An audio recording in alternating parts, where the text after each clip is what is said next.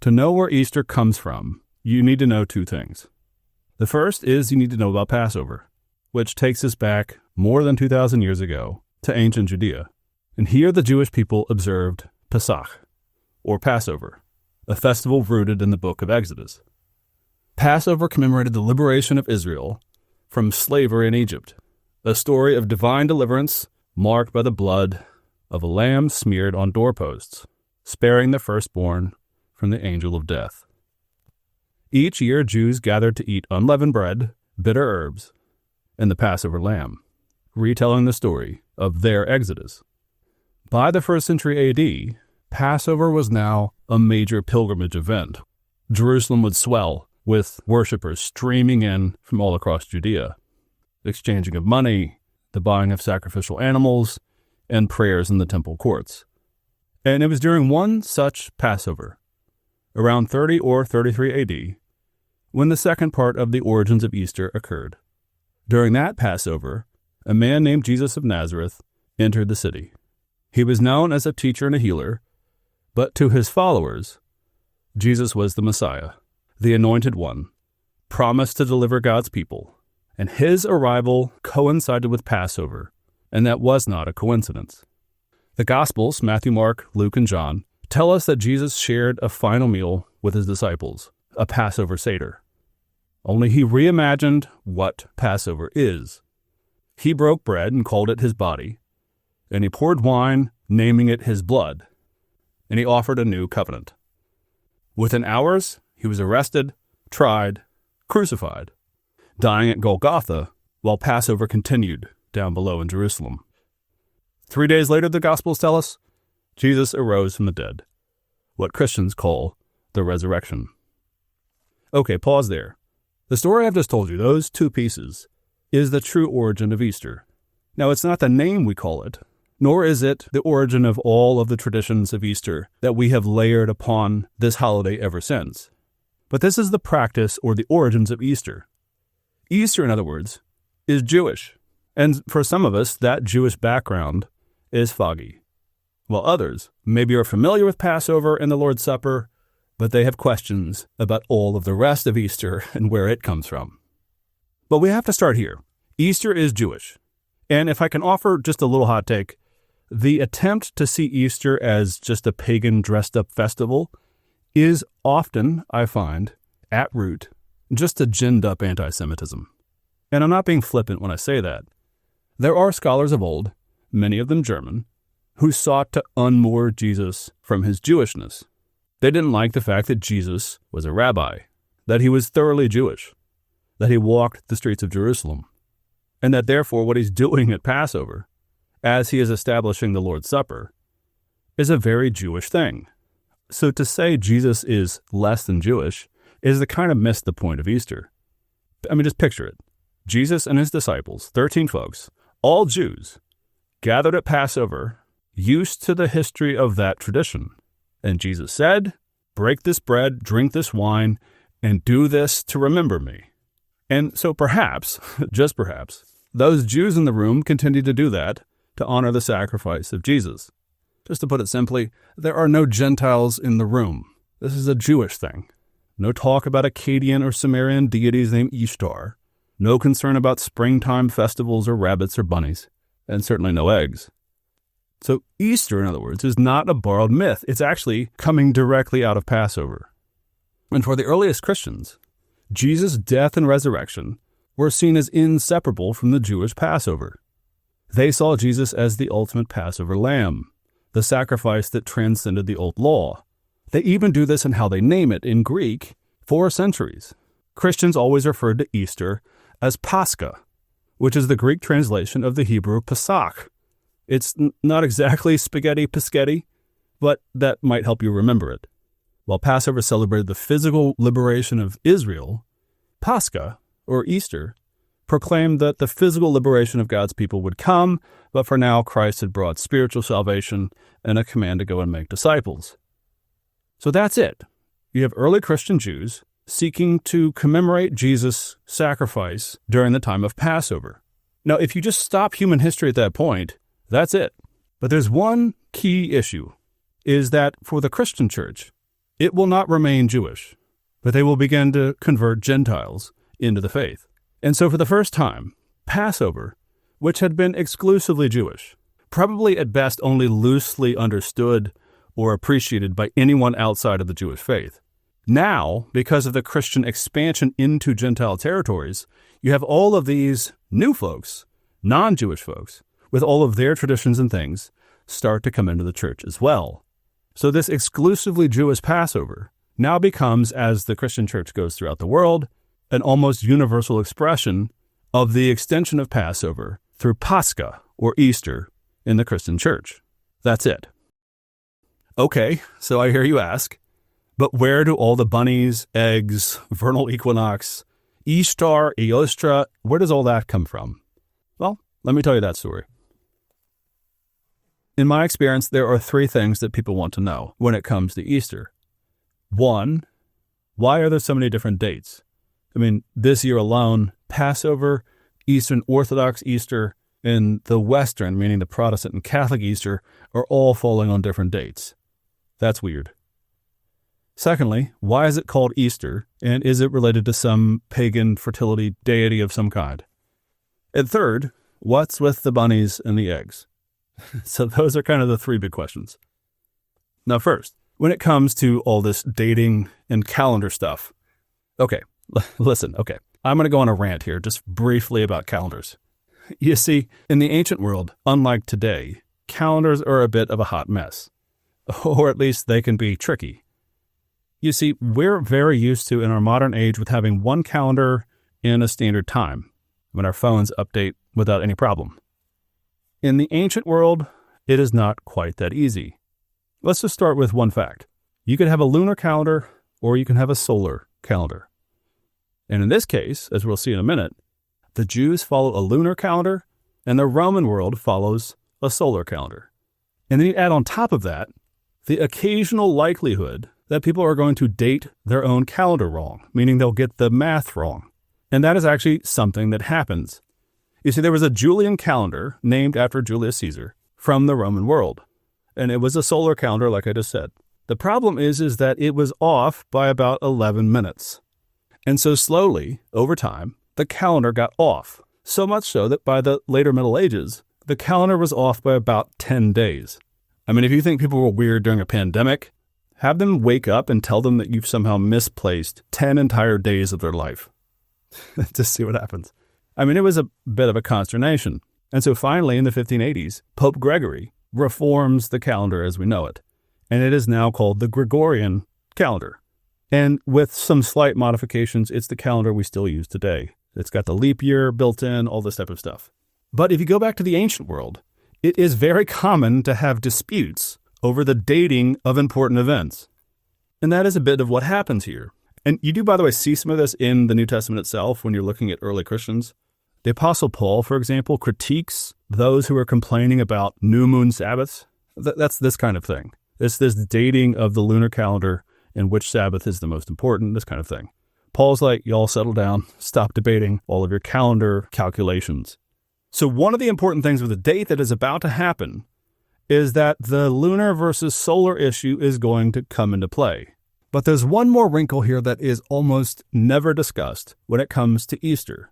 You see, in most textbooks and in most popular accounts, you start with the Jewishness of Easter, and then people jump all the way to 325 AD and the Council of Nicaea.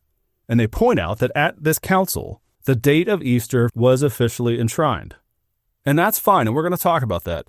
The problem with that, though, is that narrative makes it sound as if Christians had nothing to do with the dating of Easter for several hundred years. And then along comes Constantine, and he just ruins it. But when it comes to Easter, Constantine didn't start the fire. You see, by the 2nd century, there was actually a very, very important fight over the dating of Easter in the church. Believe it or not, it's actually one of the biggest and the loudest fights in the ancient church that we have on record. It predates Arius and other fights that people are more familiar with. This fight, the dating of Easter, actually gets going in the church within about 2 or 3 generations of Christians after the time of the apostles. It is really early, which again goes to the point that I was just saying, that the church from the beginning was always concerned about commemorating the death of Christ around Passover. Now, what most Christians did most churches did is they celebrated Easter according to a very specific calculation. The early church, again, the majority of them, would have Easter on the first Sunday after the first full moon of spring, what we today call the vernal equinox. And this view was eventually standardized. The majority opinion was get close to Passover and then move the celebration to the next available Sunday. The exact date, in other words, is not important. Having the service on Sunday is. But there arose a controversy with Christians down in Asia Minor, or modern-day Turkey. They did things differently down there. This group of Christians was known as the Quatrodecimians. That is quite a mouthful. I will probably mispronounce that. You will probably make fun of me in the comments for mispronouncing that. But the Quatrodecimians, it comes from the Latin, the 14ers, the Quatrodeci. And these believers insisted that Easter must be celebrated on the exact same day as Passover, the 14th of Nisan, it's called, regardless of what day it falls on. So you have to understand, what they're arguing is Easter must coincide at the exact same time as Passover. They wanted to keep the old tradition, that Jesus held the Last Supper during Passover, so we must commemorate that during the same Passover season. The issue for folks, the majority of folks, was that it made no sense to them to have the Easter service on a Tuesday or a Thursday. Move it to the next available Sunday, and all is well. So you have to understand, this issue, Quatrodecimianism, it's not just a scheduling quirk. It's actually a theological divide. The Quatrodecimians saw their issue as going back to the original intent of the apostles. They argued that sticking to the Jewish dating of Passover honored that historic tradition. But people that were the majority, people like Bishop Victor of Rome, said, no, we're going to do Easter on Sunday. The Quatrodecimians were often accused of being too rigid. So again, notice, Christians are arguing about the date of Easter, and it actually comes to a head. At one point, Victor of Rome threatens to excommunicate the Quatrodecimians. It turns into a whole fight. It's like, no, your date is wrong. No, your date is wrong. And at the end of the day, Irenaeus stepped in, a very influential theologian in modern-day France in the city of Lyon. And he urged peace. And he pointed out that this difference of dating, this difference of following the Passover style or following the New Christian style, had been allowed and tolerated from the beginning.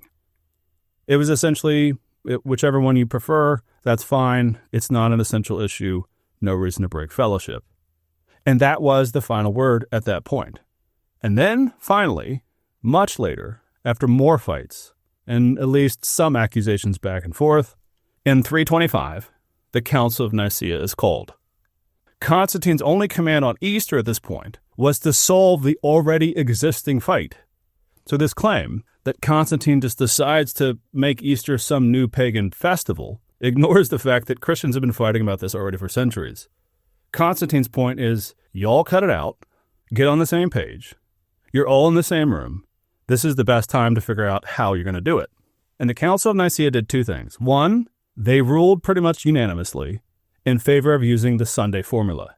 And Easter would occur after the first full moon following the vernal equinox, which means that now, officially, the church is going to date Easter independent of the Jewish Passover. And the problems don't stop there, because eventually the differences between the Julian and the Gregorian calendar rear their head in the 1580s, because to this day, the Eastern Orthodox Church still uses the old Julian calendar, the one I was just describing that was off by 11 minutes. Meanwhile, the West, Protestants and Catholics, now use the Gregorian calendar. So you can have all kinds of weird dating, and yes, it can be a little confusing. It's just the calendars, y'all. That's all it is. Okay, if that's the dating of Easter, what about the name? Well, as I've said, the Christian name for centuries was not Easter, but it was always Pascha, which is why you see Jesus often called the Paschal Lamb, or Easter referred to as Paschaltide. Well, the answer as to where the name Easter comes from is it comes from the Germanic lands. And please understand, Germanic does not mean Germany, modern Germany. It means basically northern folks, the folks above the Rhine.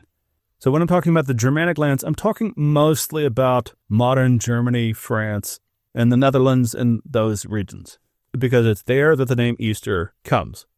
So as Christianity spreads up into Northern Europe, it encounters local customs. Spring festivals honoring fertility, renewal in the cycles of nature. If you saw my video on Halloween, you're going to be familiar with what's about to happen. Essentially, the Catholic Church's position in the Middle Ages is that the church will bring in festivals or seasonal type things as long as it's tied to nature. So harvest festivals, things related to the soil and the seasons, that was all fair game. If it was part of a pagan ritual, the Catholic Church's position was, well, let's put something Christian in its place. For the Catholic Church, that, by the way, was seen more as conquest than accommodation or syncretism. It's basically the takeover. Now, in the Germanic lands, the springtime was named Easter, and as a result, Easter is what we call it ever since. You've probably heard the claim that the Scandinavians or the Germanic folks worshipped a deity by the name of Eostre.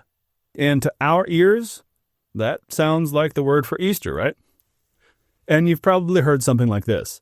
The goddess Eostre was a spring fertility goddess, and Christians, during the Middle Ages, co-opted that season and sort of made it the Easter time to celebrate the resurrection of Christ. That it was somehow an accommodation. Hey, these folks are worshiping the resurrection of nature. Let's just include this as part of Easter. So you have this mingling of pagan and Easter times.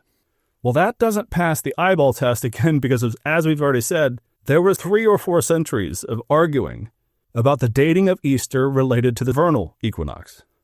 So Christians were already there when it came to springtime celebrations. Now, what's interesting about this Easter question, the naming of Easter, is that I rarely find anyone who wants to stop and say, well, where did all of this come from? Can you give me the hard data?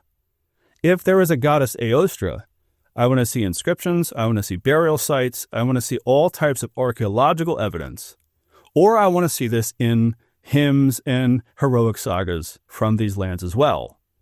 We know a great deal about their mythologies, so if Eostre is that important, let's go find the original sources. The problem with that is there are no sources. The only place, literally the only place, where Eostre is mentioned is from a Christian source by the name of the Venerable Bede. In his book, De Temporum Ratione, or The Reckoning of Time, Bede is the one to suggest that there was a deity by the name of Eostre, and that is where the name for Easter comes from. Now, it's important to say this. Bede is a very important figure in the history of literature. His historical research, though, was spotty. Historians love and hate Bede in equal measures. He will just as much tell you something that we have later found out to be true, and he will often repeat tall tales and legends that we know are simply not the case. In this case, one would think that if there was this important goddess being worshipped, that at some point in the archaeological evidence or in the literature, we would see actual folks in these Germanic lands mentioning or praying to or doing anything in relationship to Eostre, but we don't have it. So all we have is this stray comment by Bede. And here is the comment, by the way.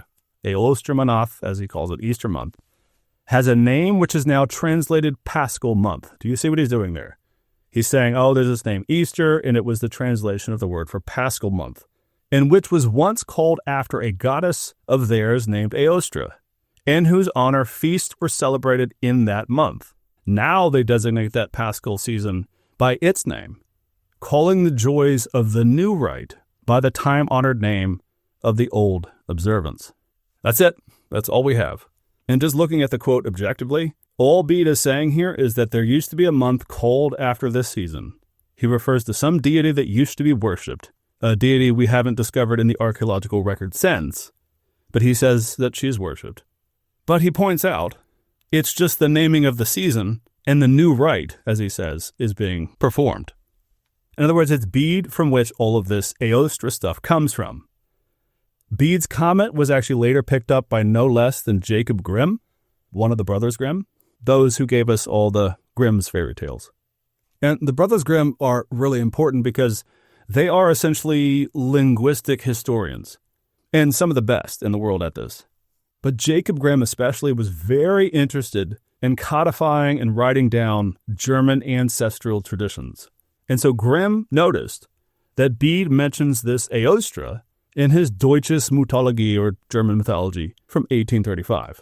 And importantly, Jacob Grimm says, we don't know anything about this Eostre. We don't know if this is a deity, or perhaps it's just a personification of the east, where the sun rises. And Grimm goes on to suggest that, well, if she is a goddess, then perhaps all of these spring fertility seasonal things was the source of later Easter customs.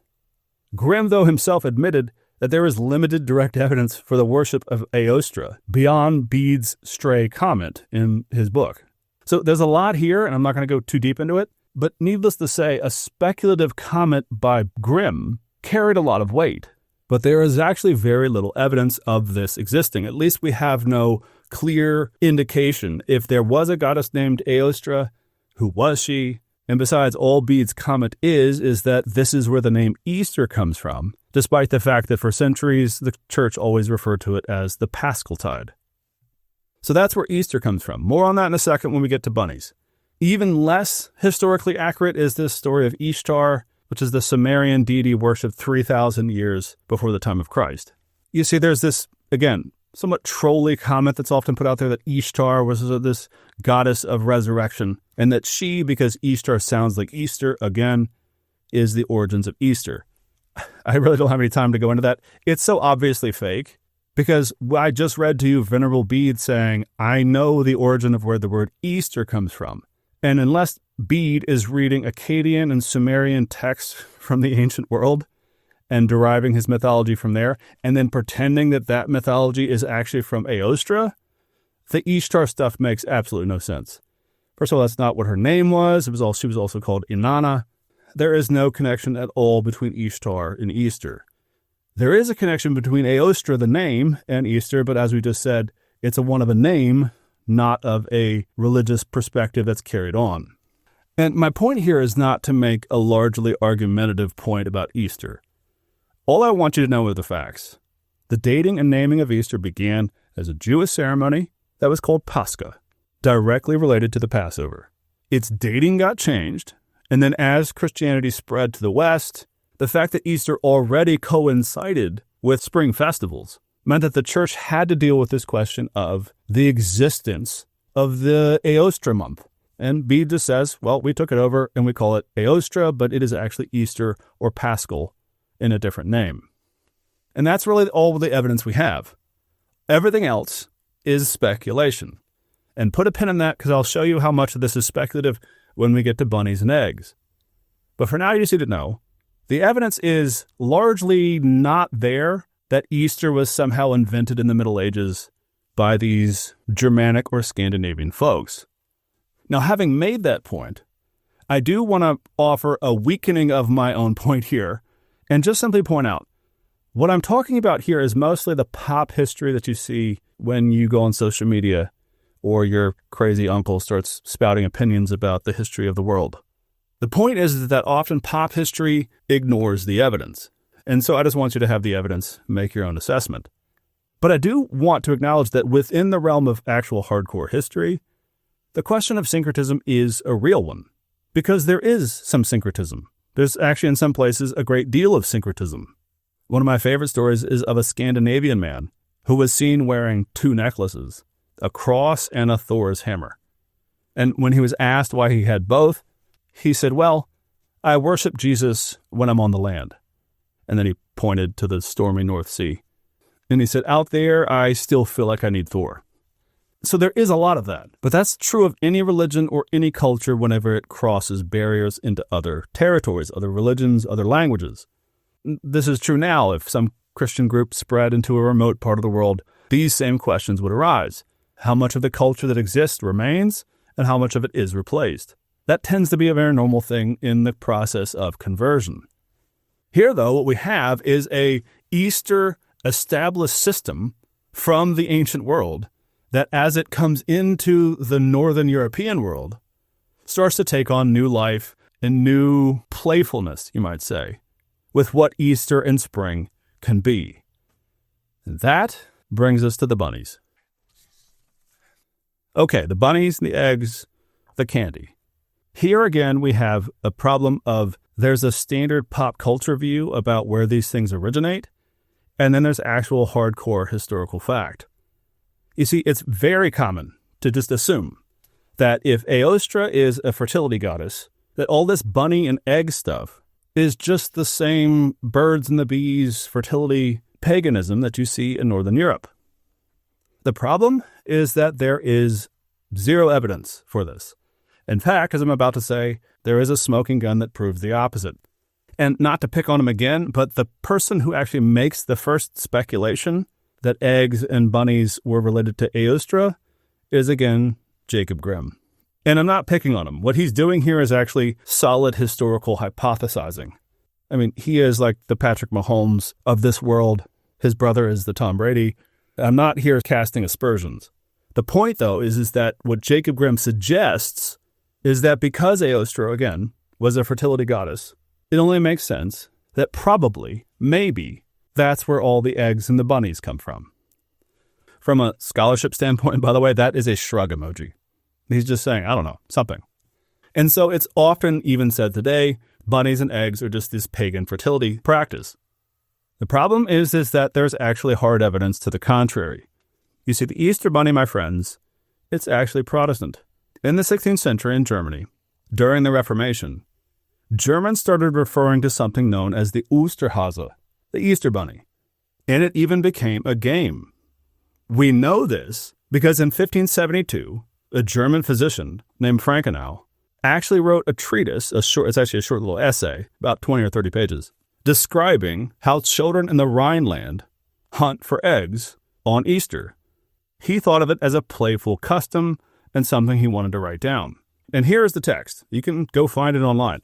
I'm not the first to see this text. I have no idea why it doesn't ever get mentioned. Everyone acts like the Easter egg and the Easter bunny are just hard to figure out where they came from. It's right here. You see it right there in the middle. De ovis Paschalibus. Paschalibus, by now you've noticed, Paschal, Easter. Ovis is eggs. So this text is on Easter eggs. And in 1572, this is what he says. In Alsace and neighboring regions, these eggs are called rabbit eggs because of the myth told to fool simple people and children that the Easter bunny is going around laying eggs and hiding them in the herb gardens. So the children look for them even more enthusiastically to the delight of smiling adults. That's it. In Lutheran Germany, the Osterhase becomes a figure actually a bit like St. Nick for a while. Parents would tell their children that if they were naughty, they would get nothing. If they were good, then the Easter bunny would bring colored eggs, sweets, and gifts, but only if you had been good. And the kids would play along, and they would build little nests out of hats or baskets and place them around the garden, waiting for the Easter bunny overnight to come and fill it with presents and goodies. Now, one question that often gets brought up is why would eggs even be important? Well, the answer is that they still practiced Lent back then in a very strict way. Eggs had been off the menu for 40 days. Now some of their favorite dishes were coming back, and kids loved the eggs. I mean, it might not be Cadbury eggs, but don't yuck their yum. So the Easter bunny is not Eostre. It's beer-drinking, Pope-hating Lutherans. So how did it come across from Germany to the New World? Well, all those German immigrants, especially the Pennsylvania Dutch, or the Deutsch. They're the Pennsylvania Germans. They settled in the 1700s, and they brought the Osterhase tradition to the New World. Everything after that, I always joke, is schoolyard proselytizing. I mean, you can just imagine the kids, right? They say, oh, the Easter bunny's coming and it's going to bring us gifts. And all the Baptist and Presbyterians and Anglican kids turn their head and they're like, I'm sorry, what did you say? Easter bunny's bringing you treats? And everything else just sort of spirals from there. They go back and they're like, Mom and Dad, have you heard about the Easter bunny? And it just spreads. It's a game. That's all it ever was. The Easter bunny tradition and the Easter eggs is little more than Elf on the Shelf.